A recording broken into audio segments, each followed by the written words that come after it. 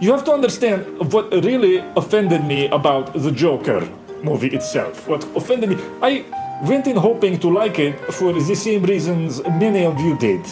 Anything that the left media is so frightened by must be good, right? But I couldn't accept. There are two lines in there in particular I could not accept. At one point, he writes in his diary something like, the worst part of mental illness is that people don't know that you have it. Something like this, he writes. And then in his climax speech, he talks about himself as, these are his words, someone with a mental illness. Someone with mental illness. He's a cripple who wants recognition. He wants victim recognition for his cripple identity group. This is not a supervillain or anyone interesting. This is someone whose mind has been replaced by social worker word distortions and medicalese constructs. This is someone who has medicalized his own mind as a condition, who is distant from it, who can only understand himself in a second-order sense.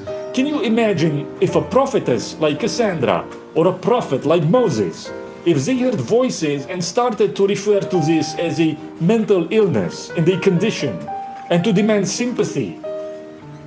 The Jewish medical establishment has invented the false category of mental illness to lower the confidence of certain seers in themselves, so they no longer can become a conduit for augury.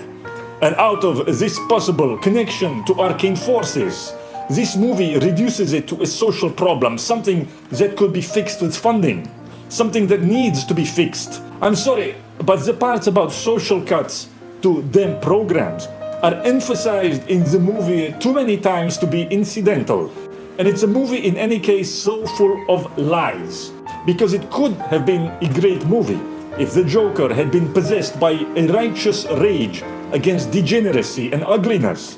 But instead he promotes only their rhetorical goals, not yours.